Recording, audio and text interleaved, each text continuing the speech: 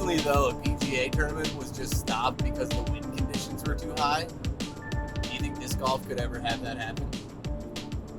Well, if they didn't do it at DDO, they're probably not going to do it ever. Pebble Beach recorded like 32 or 35 mile an hour winds, and they called it. They're like, Do they have a standard? That's something I wanted to look up, but I haven't yet because we're driving. Yeah. But, Like, I could totally see, like, over 30, at least sustained.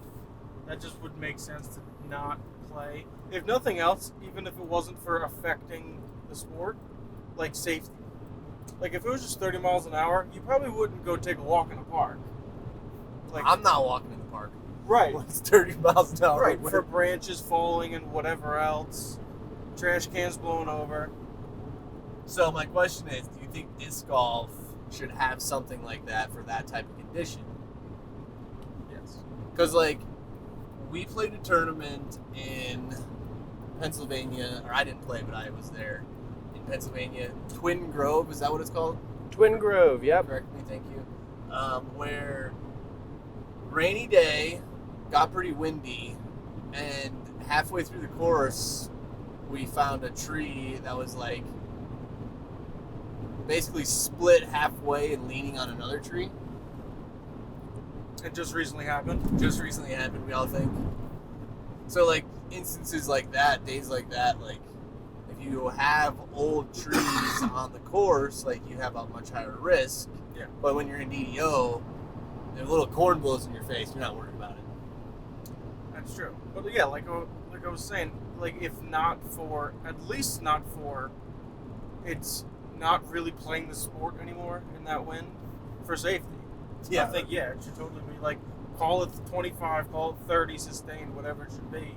Yeah. I think we would probably have to get in the 35 or 40 range, but I think there should be something, because just like you actually said, something I've never thought of, when the wind gets that high, it's like, we're not really playing a predictable game anymore. Right. Like, disc golf is very much a thing that you can predict the outcome based off the conditions pretty well at an elite level player. For sure, right. And you're kind of relying on that. And sure, wind is part of the game, but to a certain extent, you just cannot throw an overstable enough disc to get it to do what you want. It's going to flip regardless into a headwind. Jeez, like Speaking that. of a headwind. Speaking of the wind. Kansas, everybody. Holy shit. Our car is not stable enough. No. We're going uphill into a headwind, and you know how that works, folks. It's not good. Turned over. Isaac Robinson was thrown downhill into a headwind, and he said he couldn't throw a stable enough driver. He literally said, that was my most stable driver. That's what happens when the wind picks up. How fast were the winds at DDO? Last year? Yeah, when it was like that super crazy. So I played like a year in like, I don't know, like 2013-ish. That I would say it was like sustained 35 and gusts of 50. Well, what was it last year? Were you guys there? It was like 30. Because At least. players were literally saying that it was like, I mean, not playing disc golf anymore. So I played in worse weather than last year at DDO. We played in a flex start that was worse than the actual conditions because it was on on Lake Opie. Or Lake Opie Lake, there you go. Yeah, that was wind.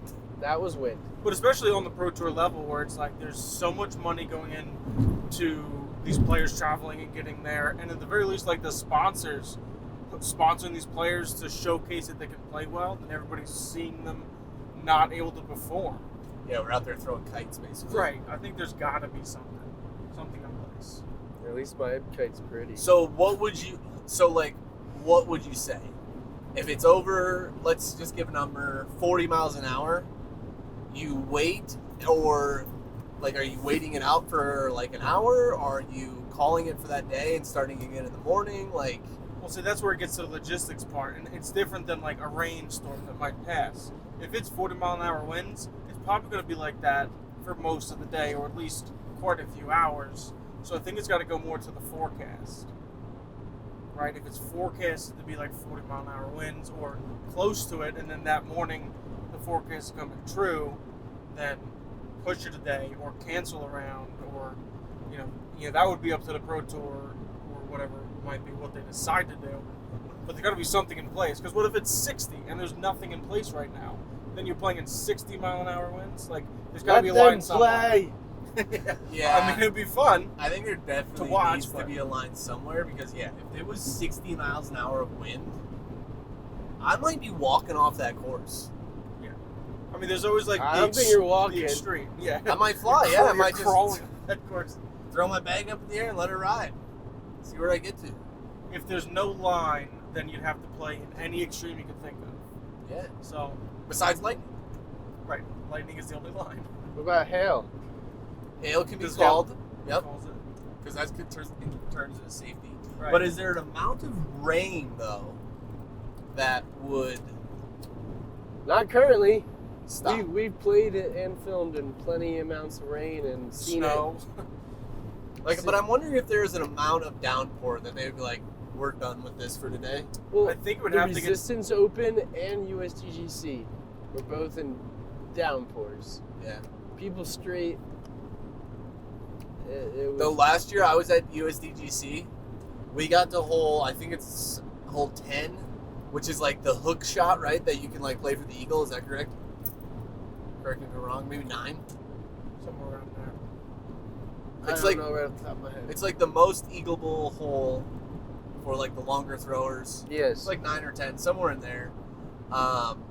We got to that hole and there was 2 to 3 inches of standing water on the tee pad. And there hadn't been a tournament director call yet whether we could tee behind it or Beside next to it or what it was. Holly Finley and I were on the same car, so she definitely remembers.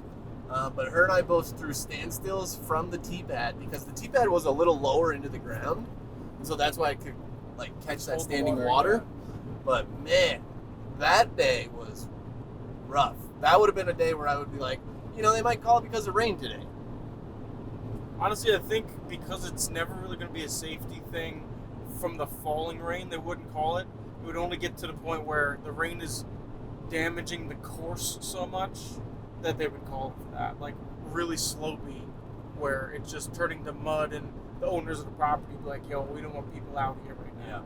That would probably be what they call it for And just rain. And I mean, I feel like we almost got close to that at Nashville this year. If it would have kept raining, we would have been in a situation like that. I mean, we had 3 food trucks get stuck, multiple event players in their vans get stuck. We had a tow truck get stuck trying to pull out a food truck. So, yeah, then they pulled in the big tow truck. Yeah, and what looked like a crane. Yeah, it was like a crane on a tow truck, basically. So that would have been probably our closest one to like that type of like calling it. But I mean, the USDGC has got called for weather like and canceled because of like hurricane type storms. Right, for sure. And it's almost like the classification of storm at that point is what's going to cancel. Yeah, if it's like a tropical storm coming in, there might not be lightning, but there's enough wind and rain. So is that just another gray area of the PDGA rulebook that maybe needs to be addressed? And like further just like defined? Yeah, I think that gets back to the infancy of the sport, that there's just so many things in the rule book that aren't super defined yet because we don't have the years of experience of having to deal with it. That's usually how things would evolve, I would guess, is, oh, this isn't working, we need to change it or fix it. And that's how like sports or kind of anything, rules or bylaws and stuff, kind of sort themselves out as time goes on.